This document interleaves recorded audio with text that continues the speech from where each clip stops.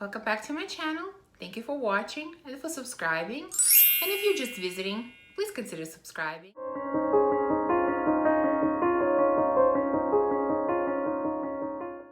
So today is going to be part 3 of my top 10 series. If you haven't watched part 1 and 2, I'm going to link them in the cards above. But part 3 is about my top 10 universal fragrances. So these are fragrances that are good for any occasion and any time of the year. And this is going to be a mix of niche and designer fragrances. So let's get started. By the way, again, as with the other 2 parts, I'm going to do them in order from 10 to number 1.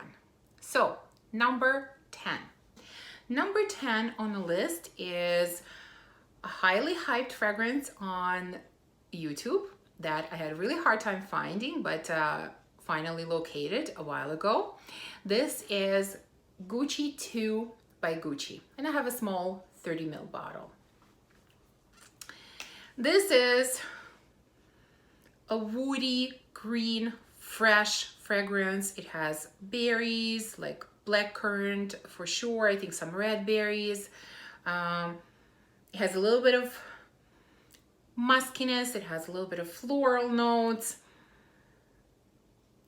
It is very easygoing, very inoffensive. I think you can wear it anywhere. And although I think it might seem like more like a summer fragrance to some, I can really see myself wearing it any time of the year, especially when it's an occasion where I need a fragrance that doesn't really stand out, doesn't really project in so much in your face. I think I would definitely choose this one. So this is my number 10 choice.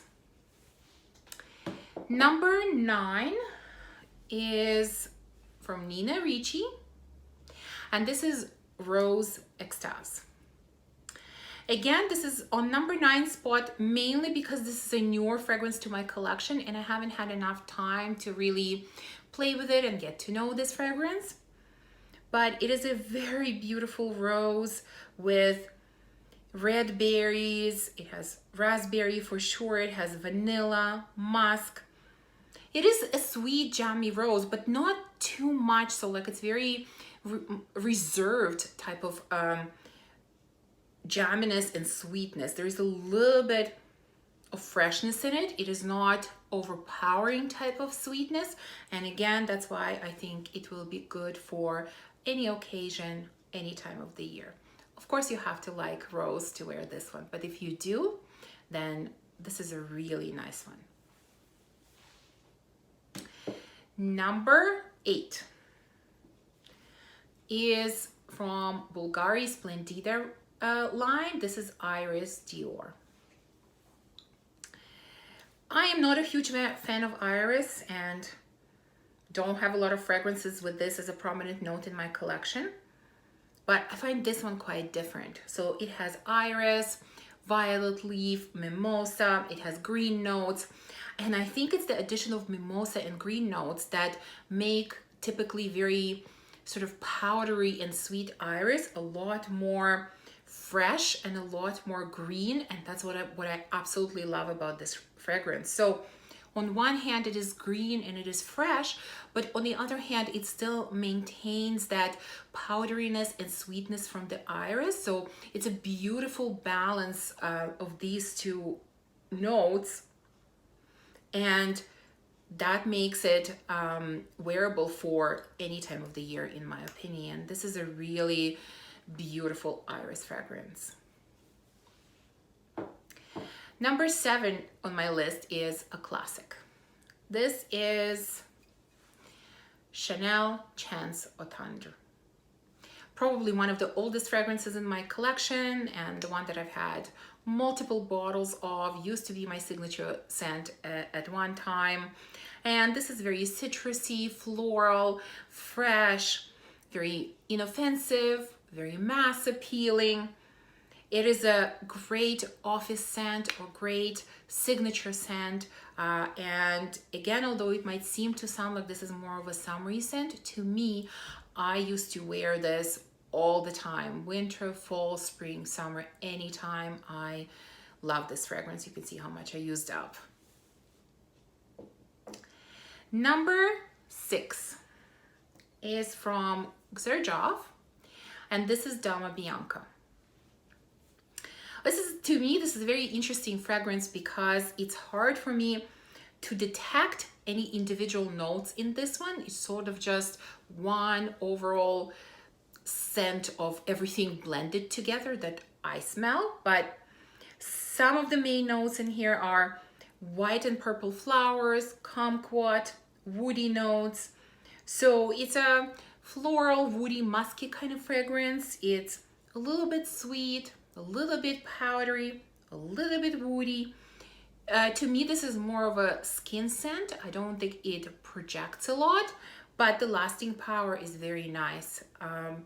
So again, it's a beautiful fragrance for any time of the year and any occasion. Dama Bianca from Xerjoff. This is number 6.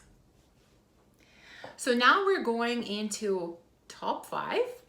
And number 5 on the list is from Van Cleef & Arpels Extraordinaire line. This is Rose Rouge.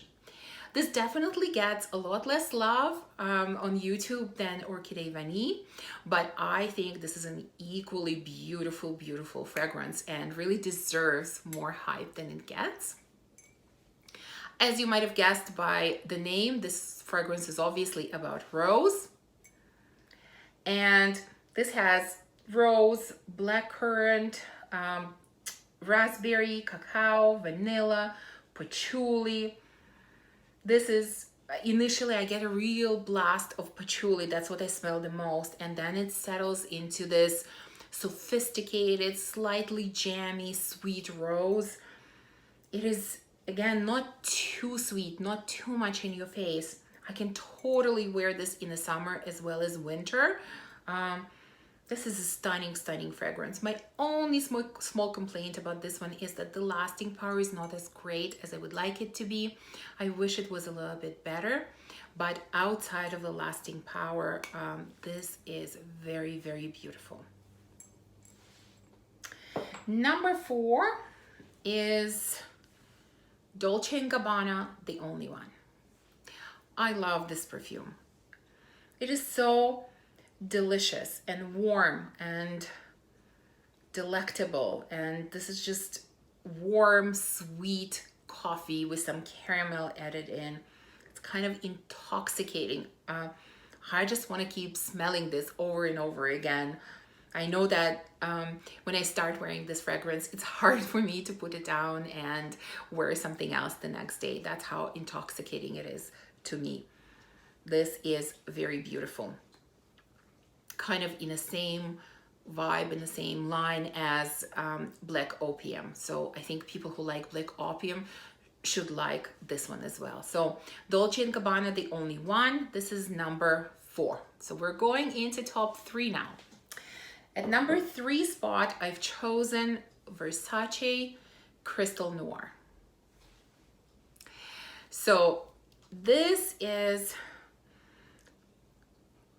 well, essentially this is a salty coconut, a little bit spicy, a little bit salty. This is coconut, but it's not your typical sweet coconut, which is, I think, what we're used to. This is salty and spicy. It has ginger, it has pepper, it has sandalwood that brings a little bit of creaminess to this fragrance. I think it is very sultry and sensuous fragrance, and I know many people choose this as their winter fragrance. I prefer choosing it as a summer fragrance, but overall I can totally wear it any time of the year. So Versace Crystal Noir is number 3. Number 2 on the list is from the House of Grillon, and this is Shalimar Soufflé. So this, of course, is vanilla with citruses, mostly with lemon.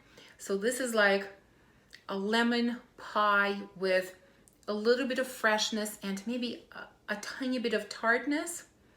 That is classic, it is timeless, and it is, in my opinion, Much better than the original Shalimar. Anyone who loves the original Shalimar, please don't get offended, but I really do not like it. But Shalimar Soufflé is stunning. So that's why it made it to my number 2. And number 1, I chose Lucretia from Quinto Canto as my number 1 choice. I've talked about this one in a haul recently, so you know that this, in my opinion, is a very, very close dupe to YSL's Black Opium with much, much better lasting power. And that's why I think this is very mass appealing fragrance, and this is good for any occasion, any time of the year. It is sweet, of course, but not too sweet. It is creamy, has a beautiful addition of jasmine and honeysuckle, and it is a stunning fragrance. Again, if you like Black Opium, you're definitely going to like this one. And if you like Black Opium and struggle with lasting power like I do, then definitely give this one a chance because it is much, much better. So that's the end of my top 10 list of universal fragrances and the end of my 3-part series on my top 10 list. I hope you enjoyed this video and enjoyed the whole series. And please let me know, do you have a fragrance in your collection that you would consider universal? And what is this fragrance? If you like this video, please remember to subscribe and give me a thumbs up. And I will see you soon in my next video.